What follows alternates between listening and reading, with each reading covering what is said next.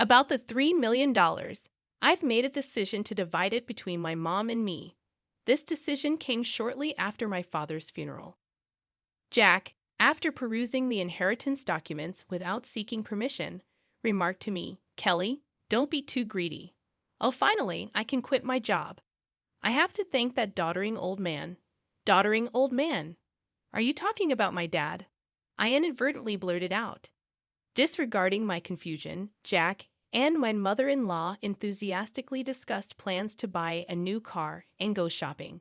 Faced with this unexpected turn of events, I could no longer contain my emotions. I was on the brink of exploding, burdened with household chores, asked for money, and to top it off, they'd insulted my father. I didn't want to live with Jack and my mother-in-law anymore. Suppressing my anger, I forced a smile and replied, "Sure, feel free to use the money as you and my mother-in-law please. I am Kelly Cohan, a 38-year-old housewife working alongside my husband. My parents were doctors who ran a well-reputed clinic in our hometown. As an only child, I was showered with love. After graduating from the School of Pharmacy, I secured a job at a major pharmaceutical company. Although my parents were disappointed I didn't become a doctor, they respected my decision. 10 years ago, my mother unexpectedly died in an accident, leaving me and my father devastated. During those difficult times, Jack, then my boyfriend, supported me. We met through a mutual friend, and 2 years after my mother's passing, Jack proposed. Jack was an ordinary salaryman in the food and beverage industry. Despite earning significantly more, I believed we could overcome any difficulty and be a happy couple. My father was overjoyed when I told him about our engagement. "I've heard how Jack supported you, Kelly. Thank you so much. Please continue to take care of her," he said. Facing my father, Jack stood straight and promised, "I will make her happy." Standing next to Jack, I was enveloped in feelings of happiness. The following week, we went to Jack's family home to announce our marriage. His mother, with flashy makeup and divorced from Jack's father, evaluated me rudely. "Marriage, huh? You're Jack's choice, are you? Isn't she a bit plain for your choice? And she's older, right? Wouldn't a younger and prettier girl be better for you?" Jack quickly retorted, "Mom, you know M Pharmaceuticals, right? Kelly works there. Her father is a doctor and runs his practice." I expected Jack to praise my character, but instead, he emphasized the financial advantages. Hearing this, his mother's expression changed to one of satisfaction. "Oh, Jack, you should have told me such important things earlier. That changes everything. I happily approve of the marriage. Nice to meet you, Kelly. Thank you." After gaining approval for our marriage from Jack's mother, Jack was overjoyed. However, I couldn't shake off a sense of unease. Despite things going smoothly, and our decision to get married, when we were about to register our marriage, my father, a doctor and real estate investor, gifted me an apartment in a luxury building in New York City. I told Jack, "Dad has given me this apartment as a wedding gift, but it's our new home. Let's live here happily and peacefully together." Jack smiled happily, and thus our married life began. However, after getting married, I realized something unsettling. Jack, who had lived with his parents until then, was almost incapable of doing household chores. He couldn't cook, didn't know how to use the washing machine, and showed no interest in learning. He would leave his garbage scattered around, not bothering to throw it away. While I wanted to diligently share household responsibilities, Jack's careless attitude increased my dissatisfaction. In the first year of marriage, I took on all the household responsibilities despite some complaints, given that we were still in the honeymoon phase. But with the exhaustion from work and struggling to keep up with chores, I reached my limit in our second year. Deciding to have a serious talk with Jack about sharing household duties, I bravely expressed my dissatisfaction. To my dismay, Jack responded without gratitude or reflection, saying, "I'm tired from work too. You're much better at chores than I am, right? It's better if you do them since I'm not good at it." Dismissed just like that, Jack hardly helped with the chores, and I continued to bear the brunt of our household responsibilities. But that wasn't the only problem. After marrying Jack, I discovered his mother also had some peculiar ideas. Jack wasn't very interested in seasonal events, so I decided to send a quality scarf and carnations to his mother for Mother's Day. Despite choosing a nice scarf from a department store, his mother called me sounding displeased. She criticized the scarf, saying it wasn't from a famous brand and was absurd to send such a no-name item. I tried to explain its quality, but she wouldn't listen, insisting she wanted items from a very famous luxury brand. Stunned, I reported this to Jack when he returned home. But instead of empathizing, he said, "What? It's just do as she said." Jack didn't take my side, and from then on, we started giving her cash as she demanded. Moreover, by our 5th year of marriage, she began visiting our home frequently, always finding reasons to ask for money. Jack, without any complaints, would always smile and give money to his mother. Even though I had a job, Jack's income was limited and small, making our daily life just barely manageable. Desperation led me to dip into our savings to cut living expenses. Despite my frustrations, I knew Jack cherished his mother, and she was an important person to me, having supported me during tough times. She's the mother of someone important to me, and with that thought, I endured. Now, in our 8th year of marriage, I continue to handle all the household chores and keep giving money to my mother-in-law. One day during this routine, my father, whom I hadn't seen in a while, unexpectedly called me. The story he shared during our rare meeting was shockingly unexpected. He revealed that he was suffering from terminal cancer, and treatment was no longer possible. Overwhelmed with shock, tears spilled from my eyes. My father gently stroked my head, just as he did when I was a child, saying, "Kelly, this is fate. Let's accept it quietly." I questioned, "Dad, why even you?" Thus, my days became a juggling act of work, household duties, and now visits to my father's hospital. While work allowed some flexibility, managing the household was not easy. When I told Jack I would be caring for my father, he showed no reaction or willingness to help. "Well, it's tough with your father's sudden condition, but please do your best," was the only thing Jack said. He visited my father in the hospital only once. I was so preoccupied with my father's care that I had no time to spare for Jack. If I had time to worry about Jack, I wanted to prioritize my father. One day, as my father lay in his hospital bed, he suddenly asked me, "Kelly, how is your marriage with Jack going?" Caught off guard, I found myself thinking about Jack's attitude at home and his mother's behavior. I couldn't answer properly. Seeing my hesitation, my father seemed to understand and spoke to me, "Kelly, you don't have to endure. Think about your happiness. Don't worry. You won't have any hardships after I'm gone." I couldn't hold back my tears and wept, and my father silently and firmly held my hand. 3 months later, the inevitable moment arrived. My father passed away quietly. Engulfed in immense sorrow, I started arranging the funeral. Jack, however, showed no interest in my grief and didn't help with any preparations. Despite this, I was too busy with the funeral arrangements to pay much attention to Jack. Many friends and acquaintances attended my father's funeral, making it a heartfelt farewell. Even the indifferent Jack and his mother attended. The day after the funeral, I received a call from a lawyer about my father's inheritance. I arranged a meeting with the lawyer and listened to the explanation. The information was all new and quite surprising. After deducting taxes like inheritance tax, my father's estate amounted to over $3 million. He had not only earned income as a doctor, but also made real estate investments, leaving behind such a vast fortune, all of it to be inherited by me, his only daughter. Wrapped in surprise and gratitude, yet trembling at the thought of handling such a huge amount of money, I proceeded with the inheritance process. After returning home, I spread out the documents received from the lawyer on my desk.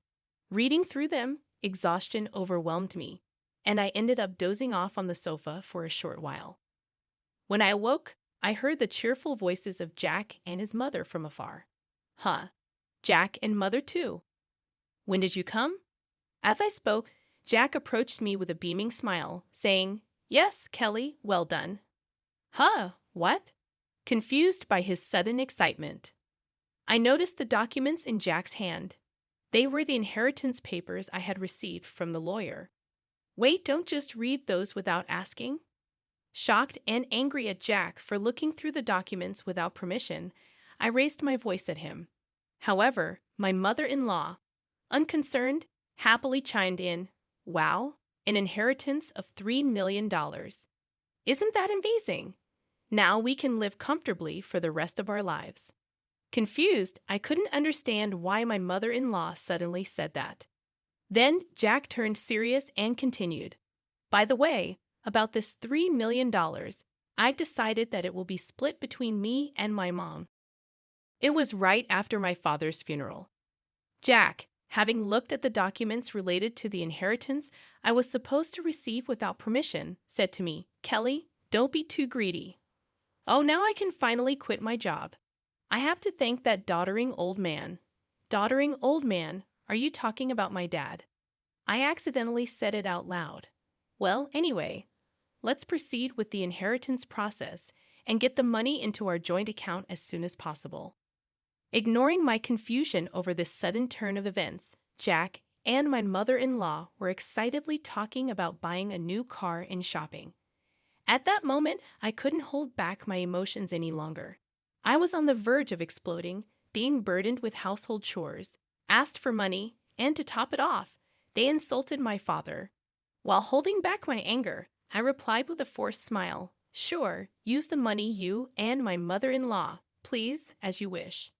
Hearing this, my mother-in-law, seemingly satisfied, said cheerfully, "That's the spirit, Kelly."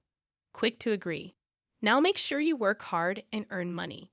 I don't want our savings to decrease, so work hard." I just nodded and pretended to listen to her selfish words.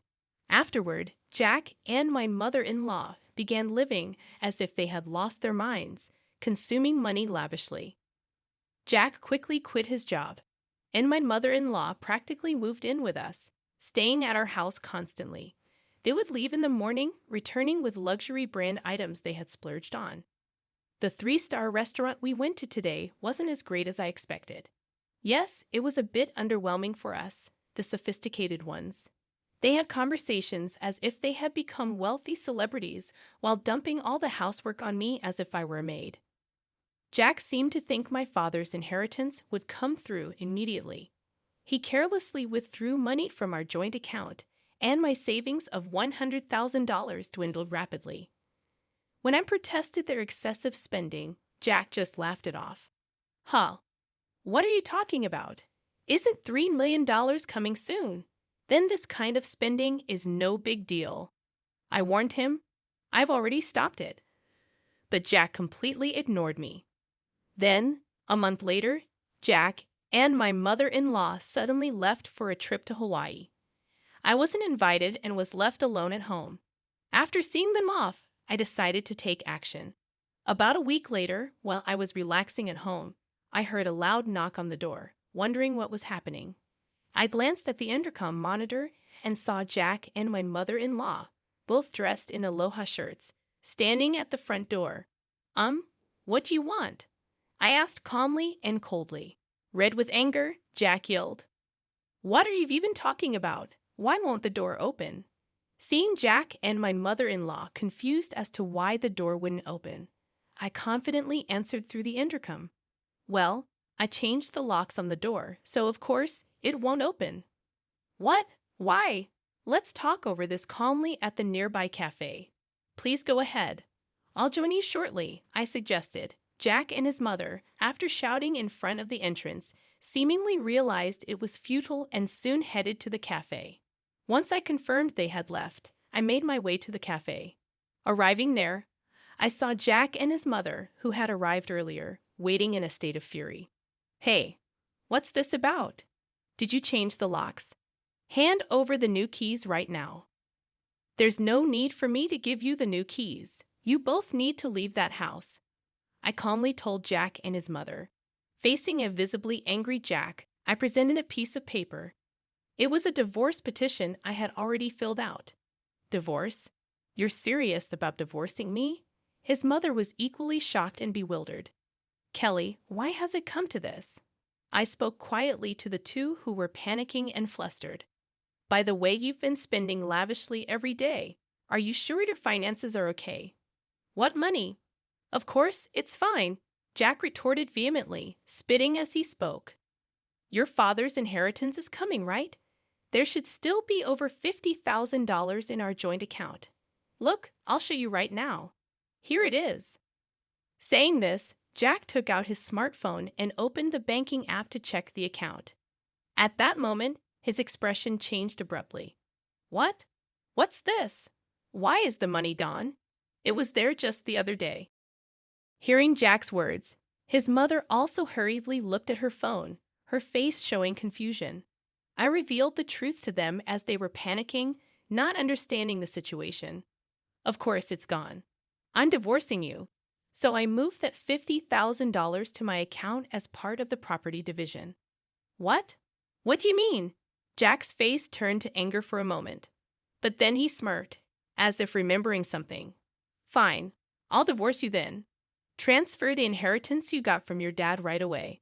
After all, property acquired during the marriage is split half and half in a divorce, right? Well, you might be misunderstanding something. I replied, why didn't you know? The inheritance I received, even though it was during our marriage, doesn't count for property division. There was a moment of silence between us. Then Jack and his mother's expressions changed drastically. Perhaps they truly believed they would receive part of my inheritance. I was just astonished and could only sigh in disbelief. No, that can't be true. That's impossible. Her face turned red with a mix of denial and anger. Please check for yourself, I said mockingly. Jack started frantically searching on his smartphone. It says here, property inherited by one spouse from a parent is considered separate property. Therefore, it's not subject to division and can't be split between the spouses. What? Seriously? His mother too looked at the screen in shock. Then Jack approached me, pleading desperately, Kelly, please don't divorce me. I have no savings and no job. How am I supposed to live if you divorce me? Faced with Jack's whining, I spoke to him clearly and firmly. What are you talking about? Take responsibility for your actions. I will never forget how you both treated me. I'm divorcing you. I'll go to court if I have to. Intimidated by my fierce demeanor, which they had never seen before, Jack and his mother shrunk back in fear, whimpering softly. Leaving the two of them dejected, I walked out of the cafe. Later on, Jack and I were able to go through the divorce proceedings without any issues. The $50,000 I had moved from our joint account was recognized as part of the marital property division. Eventually, I managed to get Jack and his mother out of my house. Jack, having already squandered the money from the property division, found himself penniless. Furthermore, he was overwhelmed with bills from the overseas trip and other expenses he had paid for with his credit card, quickly sinking into debt. Jack and his mother had to take on even more debt to make these payments, and they now live in a rundown apartment, working tirelessly every day to pay off their debts. The stark contrast to their former lavish lifestyle has been a huge shock for them. On the other hand, I sold the condo I used to share with Jack. I then moved into the apartment that used to belong to my father. I continue to work as before, but with the inheritance I received from my father, I am living a comfortable life financially. With gratitude to my late father in my heart, I want to start anew and cherish my life ahead. I aim to protect my happiness and spend my days peacefully.